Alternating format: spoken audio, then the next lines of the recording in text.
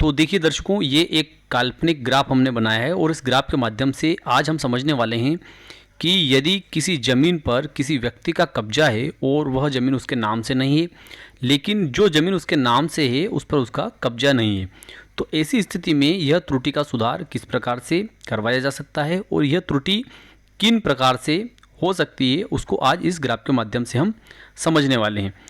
तो देखिए, इसमें हम समझ लेते हैं कि ये एक गांव है और इस गांव में जो है ये इस गांव की ज़मीन है, कुछ खेत बने हुए हैं यहाँ पर और उन खेत के नंबर भी यहाँ पर दिए हुए हैं और ये दो कृषक जो जिनके नाम हमने लिए हैं ये भी इनके काल्पनिक नाम है।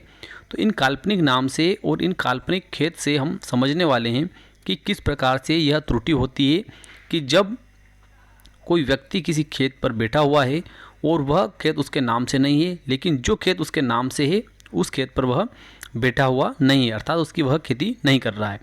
तो ऐसी स्थिति में हम यहाँ पर समझने वाले हैं। तो देखिए, यहाँ पर जो खेत है ये एक खेत बना हुआ है। इस खेत का जो खसरा नंबर है वह खसरा नंबर है 259 और दूसरा खेत जो है उसका खसरा नंबर है 260। ठीक है, अब यहाँ पर स्थिति ये है कि ये 259 का जो खेत है यह नाम पर किसके है? रामलाल के नाम पर है। ठीक है, ये किसके नाम पर है? रामलाल के नाम पर है। ये 260 का जो खेत है यह है धन्नालाल के नाम पर है। अब स्थिति यहाँ पर ये निर्मित होती है कि रामलाल के नाम पर जो खेत है वह 259 है। ठीक है, ये वाला खेत जो है यह रामलाल के नाम पर है और यहाँ पर जो मौके पर स्थिति है वह यह है कि ये रामलाल जो है वह इस खेत पर बैठा हुआ है ना, इस खेत पर वह काबिज है और इस खेत की वह खेती कर रहा है। और यहाँ पर क्या है कि धन्नालाल जो है उसके नाम पर खसरा नंबर 260 है। ठीक है, ये खसरा नंबर 260 है और वह किस पर बैठा हुआ है? इस खेत पर बैठा हुआ है। कौन से? 259 पर। अर्थात यहाँ पर यह है कि नाम से खसरा नंबर दूसरा है और नक्शे में वह दूसरे स्थान पर बैठा हुआ है। तो अब ये समझेंगे हम कि ये इस प्रकार की त्रुटियां जो रहती है वह कैसे होती है। तो देखिए, तो ये दो भाई है, रामलाल और धन्नालाल, दोनों सगे भाई है और ये एक गांव है, इसमें इनकी ज़मीन है और ज़मीन के जो खसरा नंबर है वे खसरा नंबर ये है 259 और 260। अब होता क्या है कि एक समय था कि जब 259 और 260, जैसे आप यहाँ नक्शे में देख रहे हैं ये 259 और 260 ये लगभग बराबर खेत दिख रहे हैं यहाँ पर। तो ये 259 और 260 दोनों जो है इन दोनों के शामलाती खाता था, है ना, दोनों का शामलाती खाता था। अब शामलाती खाता जब इनका था तो उस समय इन्होंने क्या किया कि इसका बंटवारा किया। ठीक है ना, अब हम ये समझ रहे हैं कि ये गलतियाँ होती कैसे है, उस चीज़ को हम समझ रहे हैं ना। तो ये दोनों क्या करते हैं कि ये दोनों खाते के नंबर जो है, खसरा नंबर जो है इनके नाम पर, दोनों के नाम पर, रामलाल और धन्नालाल के नाम पर शामिल था। अब ये क्या करते हैं कि इस खाते का बंटवारा करवाते हैं। ठीक है, क्या करते हैं? बंटवारा करवाते हैं। अब बंटवारा जब ये करवाते हैं तो बंटवारा इनका दोनों का सहमति से हो जाता है या असहमति से भी जब होता है। तो जैसे मान लिया जाए कि रामलाल ने आवेदन लगाया धन्नालाल के खिलाफ और धन्नालाल उपस्थित नहीं हुआ और खाते का विभाजन हो गया, या दोनों उपस्थित हुए और खाते का विभाजन हो गया। अब हुआ ये कि रामलाल जो है ये बैठा हुआ था किस सर्वे नंबर पर? जैसा कि हमने पहले बताया कि मौके पर इस नंबर पर बैठा था। ठीक है, और ये धन्नालाल जो है यह इस नंबर पर बैठा था। लेकिन जो विभाजन हुआ तो विभाजन में क्या हुआ कि रामलाल जो है उसके नाम पर ये वाला सर्वे नंबर, कौन सा? 259 है ना, 259 जो खसरा नंबर जो है यह रामलाल के नाम पर दर्ज हो गया रिकॉर्ड में और 260 नंबर जो है ना, ये 260 जो है यह धन्नालाल के नाम पर दर्ज हो जाता है। लेकिन होता क्या है कि रामलाल जो है वह बैठा हुआ 260 पर है और धन्नालाल जो है वह 259 पर बैठा हुआ है।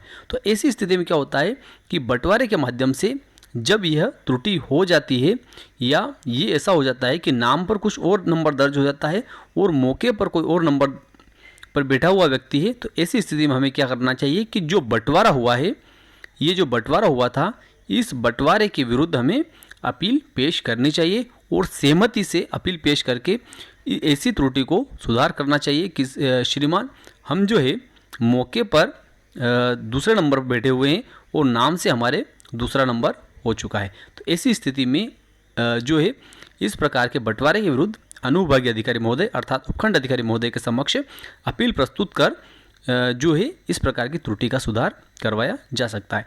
अब देखिए दूसरी त्रुटि कैसे होती है वह भी हम इसी ग्राफ के माध्यम से समझ लेते हैं। तो हम इसको ऐसे ही समझेंगे कि जैसे मान लिया जाए कि रामलाल और धन्नालाल दोनों सगे भाई है और दोनों के नाम पर जो है यह कृषि भूमि खाता जो है ये इस गांव में स्थित है और इन दोनों के नाम पर यह भूमि स्थित है श्यामलाती रूप से, ठीक है ना। इसका बंटवारा अभी नहीं हुआ है, हम ऐसा मानते हैं, ठीक है, कि इसका बंटवारा अभी नहीं हुआ है और दोनों के नाम पर जो है यह भूमि इस गांव में स्थित है और उसमें दो खेत है 259 और 260। अब क्या होता है कि धन्नालाल जो है ये चाहता है कि अपने हिस्से की जो ज़मीन है उसको वह विक्रय कर दे, ठीक है, क्या करता है ये विक्रय कर दे। तो अब क्या होता है कि धन्नालाल जो है वह कौन से खेत पर बैठा हुआ है, इस वाले खेत पर बैठा हुआ है और रामलाल जो है वह इस वाले खेत पर बैठा हुआ है, ठीक है। लेकिन धन्नालाल जो क्या करता है वो इस खेत पर बैठा हुआ है और वो क्या करता है धन्नालाल कि जब अपने हिस्से में की भूमि को विक्रय करना चाहता है, क्या करना चाहता है, विक्रय करना चाहता है किसी अन्य व्यक्ति को। किसको? किसी अन्य व्यक्ति को, जैसे मान लो कि पन्नालाल को विक्रय करना चाहता है ना, पन्नालाल को, जो कि एक तीसरा व्यक्ति है ना। ये धन्नालाल जो है यह अपने हिस्से की ज़मीन जो है वह पन्नालाल को विक्रय करना चाहता है।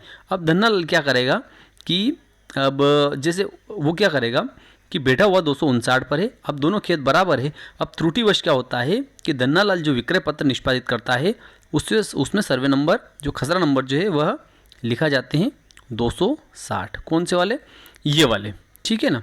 ये वाले खसरा नंबर जब उसमें रजिस्टर्ड विक्रय पत्र जो होता है उसमें लिखा जाते हैं।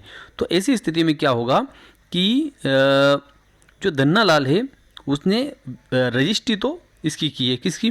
260 की और पन्नालाल का नामांतरण जो होगा वो भी 260 पर ही हो जाएगा।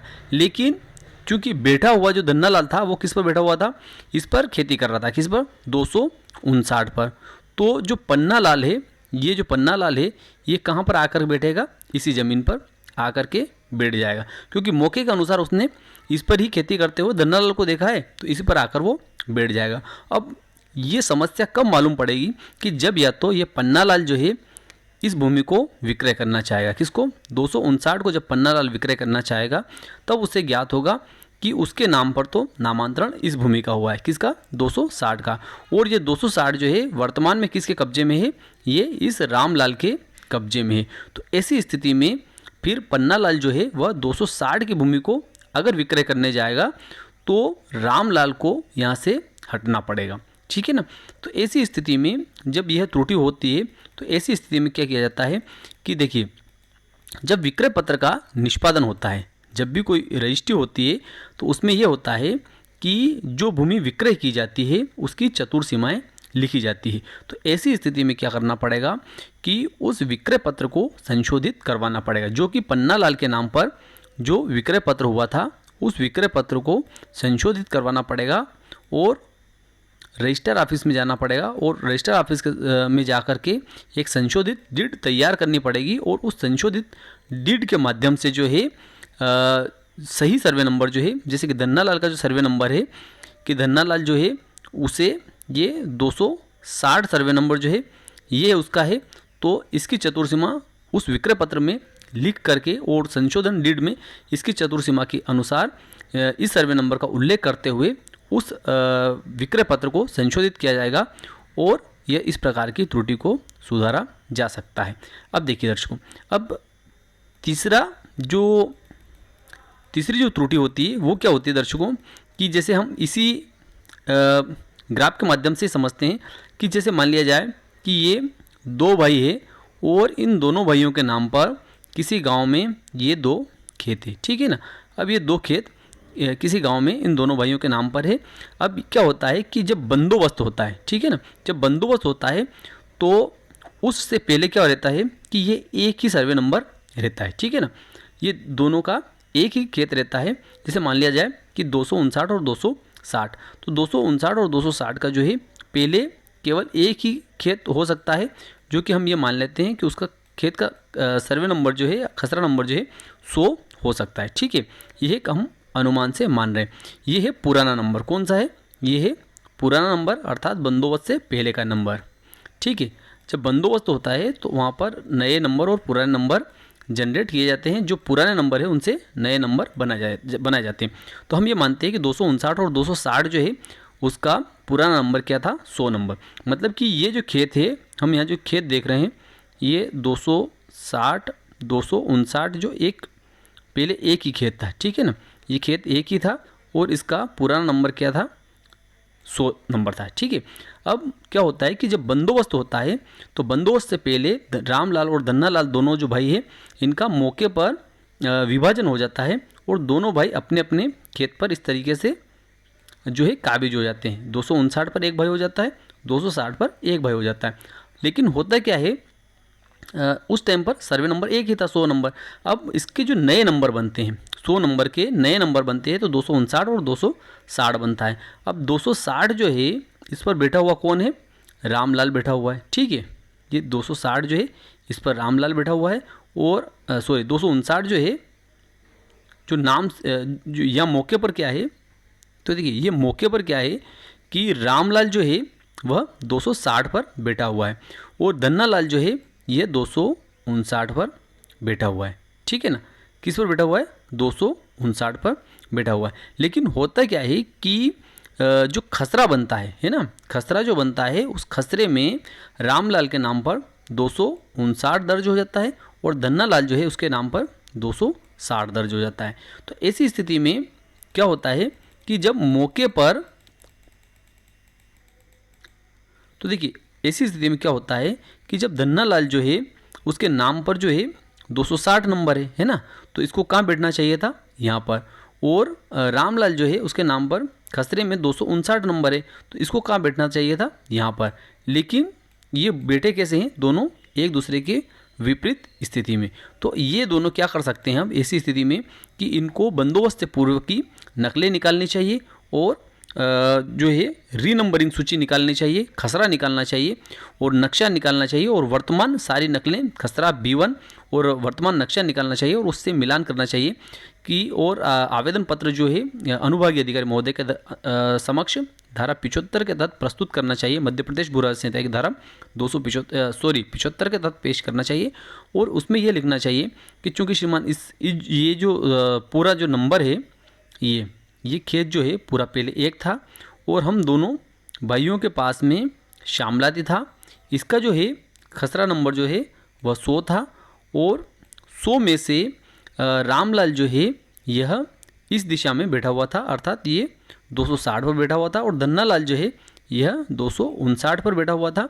लेकिन खसरे में जो है मौके पर जो सर्वे नंबर जो है नक्शे में सही दर्ज हुए, लेकिन जो है यहाँ पर ये सर्वे नंबर जो है खसरे में ये गलत दर्ज हो गए। इसलिए जो रामलाल है इसके खसरे में सर्वे नंबर 260 आना चाहिए और ये धन्नालाल जो है इसके खसरे में 259 सर्वे नंबर दर्ज होना चाहिए, जो कि मौके पर सही बैठे हुए। तो इस प्रकार से आवेदन पत्र जो है अनुभागीय अधिकारी महोदय अर्थात उपखंड अधिकारी महोदय के समक्ष प्रस्तुत होगा।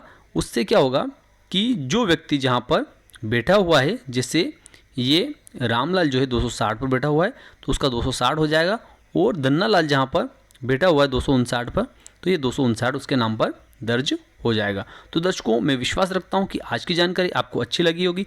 यदि आपको अच्छी लगी हो तो आप हमारे वीडियो को लाइक कर दीजिए, अधिक से अधिक लोगों तक इसको शेयर कीजिए। फिर मिलते हैं अगले वीडियो में, तब तक के लिए जय हिंद जय भारत।